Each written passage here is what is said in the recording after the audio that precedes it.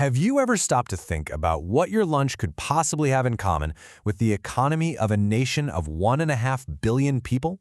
It sounds a little out there, right? But today, we're going to use something as simple as a hamburger to unpack the really complex story of a national currency's decade-long slide. Let's see how these two are connected.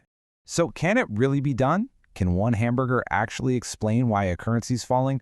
Well, believe it or not, the answer is kind of yeah. In fact, this simple little comparison led to one of the most famous and, frankly, one of the most intuitive tools in all of economics for just getting a quick feel for a currency's real value. And that's exactly what they did. Back in 1986, The Economist magazine came up with a tool, and they called it Burgernomics. Yep. It actually started out as kind of a fun, lighthearted guide to make these complex exchange rates a little easier for everybody to understand. The idea was simple but pretty powerful. Just use a globally standardized product, the Big Mac, as a universal yardstick. Now, the name is playful, for sure, but it's built on a really serious economic idea. And that idea is called Purchasing Power Parity, or PPP for short. Here's the theory. Over the long haul, exchange rates should move so that a product, like our burger, costs the same everywhere once you convert the currency. So if a Big Mac is $5 in the US and, say, 400 rupees in India, the PPP exchange rate should be 80 rupees to the dollar. The Big Mac Index gives us a real-world and, honestly, a very digestible way to see how the actual market rates compare to this idea. So how does it actually work? Well, it's a pretty straightforward three-step process. First, you take the local price of a Big Mac in India. Then, you divide it by the price of a Big Mac in the US, and that gives you what you could call a Big Mac exchange rate. The final step is you compare that number to the actual exchange rate you see on the market. And the gap between those two numbers, that's where things get really interesting. And here's the key takeaway. If our burger math tells us the rate should be 80 rupees to the dollar, but the market rate is actually 95, well, that suggests the rupee is undervalued. It means it's taking more rupees than it theoretically should to buy a single dollar. Your currency's purchasing power is weaker on the world stage. Now, for a financial analyst, this is a huge signal. It suggests that Indian exports are relatively cheap for foreigners to buy, but imports are getting a lot more expensive for Indians. Okay, so keep that concept of an undervalued currency in your head. Now we're going to pivot from the theory and the burgers to a very real high-stakes economic story. Let's talk about the hard realities facing the Indian rupee. We're going to dig into its significant and really its sustained decline. This is a trend that the Big Mac Index has been pointing to for a long time, and it has massive implications for India's economy and, of course, for its people. Let's just start with the big, headline-grabbing number.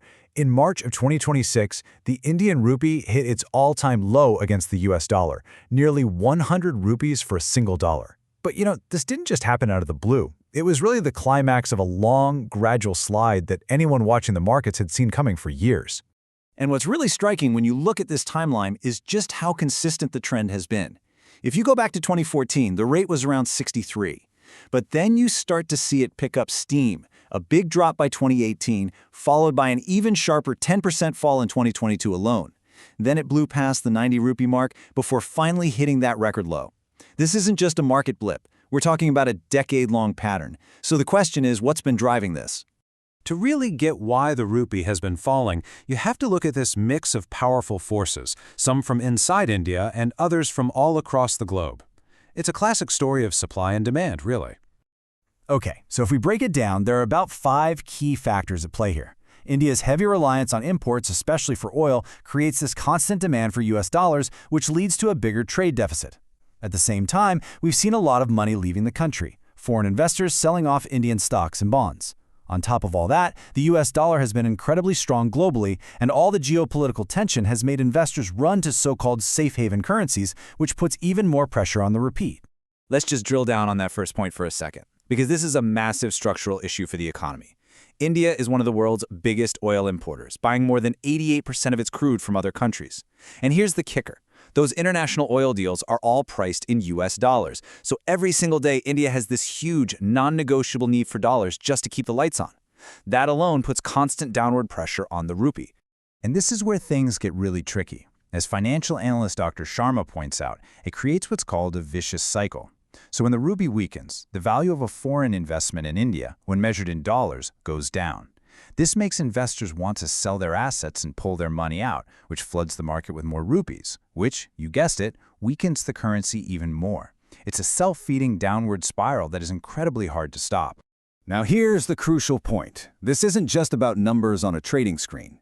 A falling currency has very real, very tangible effects that ripple through the whole economy and land right in the middle of an average family's budget. It hits people right where it hurts, in their wallet. One of the most direct impacts is on inflation. I mean, you can see the volatility here. A weaker rupee means India is paying more for essential imports, and number one on that list is fuel. And those higher costs, they don't just stop at the port. They drive up transportation costs for absolutely everything, from the food you buy to consumer goods, and that feeds directly into the prices you pay every day. So what does this actually look like in real life? Well, your fuel bill goes up. That new smartphone you wanted costs more because its parts are imported. If you have kids studying overseas, the cost of their education can absolutely skyrocket.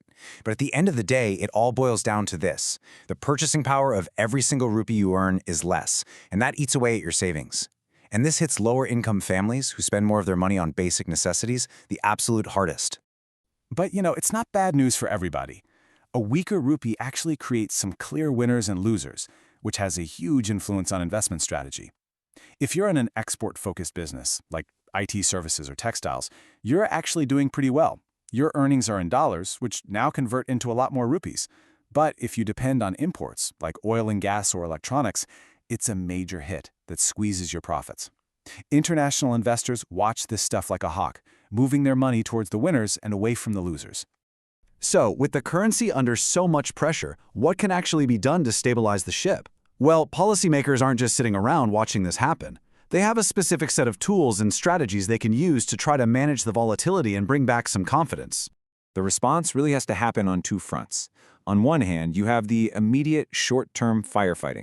That's led by the central bank to manage the crisis day by day. But on the other hand, you have the long-term structural fixes. These are aimed at solving the underlying problems. Things like making exports more competitive and attracting stable foreign investment that isn't going to flee at the first sign of trouble. So let's take a look at the central bank's toolkit.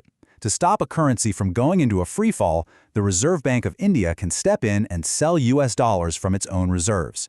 This increases the supply of dollars and helps support the rupee. They can also try to clamp down on speculation. That's people betting on the currency's future moves. They can do that by banning certain kinds of complex financial contracts and by telling banks to limit the amount of risk they can take on. These are all direct, hands-on measures to try and restore some stability. Which brings us to our final thought for today. We've gone from a simple hamburger all the way to central bank policy, and we've seen how these huge global financial forces can affect daily life.